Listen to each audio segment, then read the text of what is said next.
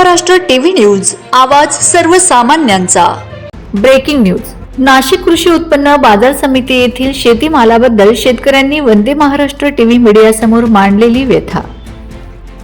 नाशिक कृषी उत्पन्न बाजार समितीमध्ये अनेक प्रकारचे शेतकरी आपल्या पिकवलेल्या शेतीमालाची विक्री करण्याकरिता आपला भाजीपाला या बाजारात विकण्याकरता घेऊन येत असतात, परंतु त्यांच्या मालाला योग्य तो भाव मिळत नाही, कारण त्यांना शासनातर्फे कोणत्याही प्रकारची मदत मिळत नाही किंवा कुठल्याही प्रकारे आर्थिक सहाय्य मिळत नाही।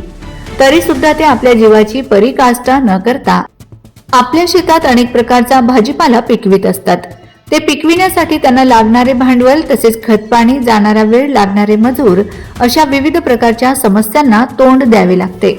आणि इतकेच नाही तर जेव्हा हा सर्व माल विक्रीसाठी आणला जातो तेव्हा त्या भाजीपाल्याला योग्य तो भाव मिळत नाही, त्यामुळे त्यांना अगदी कमी दरात तो भाजीपाला विकावा लागतो। ही व्यथा आमच्या वंदे महाराष्ट्र टीव्ही मीडिया प्रतिनिधी यांच्याशी बोलताना त्यांनी मांडली आहे। तरी सरकारने आम्हाला योग्य तो भाव द्यावा आणि आमच्या केलेल्या कष्टाची चीज व्हावी अशी विनंती वंदे महाराष्ट्र टीव्ही मीडियाचे प्रतिनिधी भागवत इरतकर यांच्याकडे मांडली आहे। वंदे महाराष्ट्र टीव्ही मीडियासाठी कॅमेरामॅन सागर मुळेसह प्रतिनिधी भागवत इरतकर, नाशिक। वंदे महाराष्ट्र न्यूज मध्ये आवाज सर्वसामान्यांच्या न्यूज मध्ये आपलं सहर्ष स्वागत आहे। आपण आलो आहे नाशिक येथील कृषी उत्पन्न बाजार समितीमध्ये शेतकरी वर्ग आहे। शेतकरी वर्ग पालेभाज्या घेऊन आलेला, काय भाव आहे काय नाही आपण त्याच्याकडून जाणून घेणार आहे।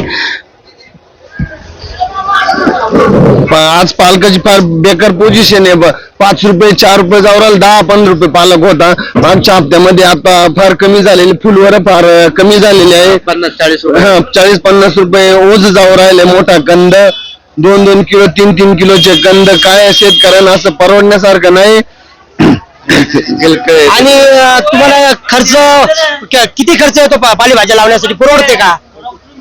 बियाणं खूप महाग झालं, बियाणं परवडत नाही। त्याच्यानंतर रासायनिक खत आहे ते खूप महाग झालेले आहे। सर्वच गोष्ट खूप महाग आहे, काहीच परवडत नाही साहेब। आणि तुम्ही पालेभाज्या व्यतिरिक्त काही शेतीमध्ये लागवड करता का? दुसरं नाही, आता पावसामुळे काहीच झालेलं नाही यावर्षी, सगळं नुकसान झालेलं आहे ना।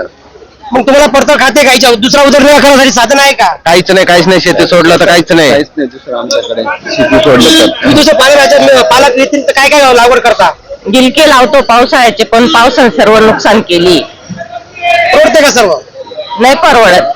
ठीक आहे, धन्यवाद।